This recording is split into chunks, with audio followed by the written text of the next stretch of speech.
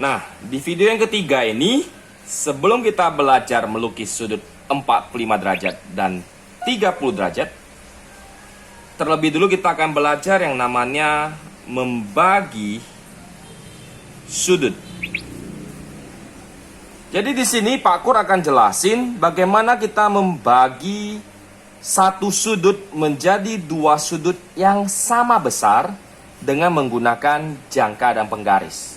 Jadi teknik ini kita perlukan nantinya untuk melukis sudut 45 derajat dan 30 derajat. Oke, pertama-tama kita gambar dulu satu buah sudut.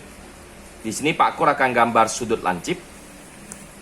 Terserah mau berapa besarnya, ya.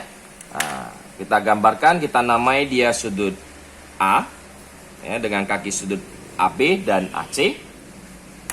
Langkah pertama, yaitu dengan titik A sebagai pusatnya, kita akan menggambar busur di dua kaki sudut yang ada. Kaki sudut AC dan kaki sudut AB. Oke, kita gambarkan ya. Ini langkah pertama. Jari-jarinya lebih kecil dari kaki sudutnya tersebut. Kita gambarkan, kita tandai, misalnya seperti ini. Ya, kita gambarkan, cukup tandai seperti ini saja. Di kaki sudut AC dan di kaki sudut AB. Oke, itulah langkah pertama. Langkah kedua, dengan jari-jari yang masih sama. Jadi jangkanya jangan ditutup dulu. Dengan jari-jari yang masih sama, kita taruh di titik yang di pertemuan kaki sudut AB ini sebagai pusatnya. Terus kita gambarkan busurnya. Begitu juga dengan di titik yang di kaki sudut AC tadi sebagai pusatnya. Kita gambarkan busurnya. Terjadi perpotongan di antara dua busur yang kita gambarkan ini. Nah, langkah yang ketiga, yaitu langkah terakhir, kita hubungkan perpotongan titik perpotongan ini ke titik A sebagai pusatnya.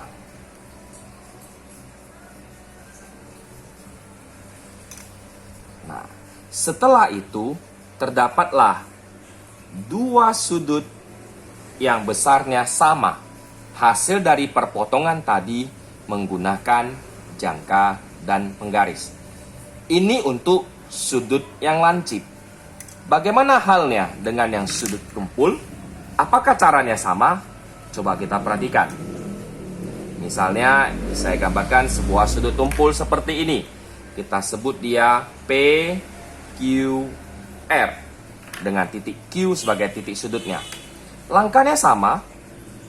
Pusatnya Q, kita gambarkan busur di kaki sudut PQ dan QR. Ya, PQ dan QR. Setelah itu dengan jari-jari yang masih sama, langkah keduanya kita gambarkan busur di titik kaki sudut QR dan titik kaki sudut PQ. Terjadi perpotongan. Di titik perpotongan ini, langkah terakhirnya kita hubungkan ke titik sudut Q. Otomatis kita sudah membagi sudut PQR tadi menjadi dua sudut yang besarnya sama.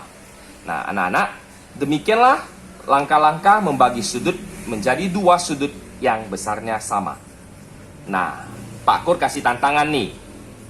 Tanpa Pak Kur jelasin, coba anak-anak lukislah sudut 45 derajat dan 30 derajat dengan menggunakan jangka dan penggaris dengan teknik-teknik yang sudah Pak Kur jelasin tadi.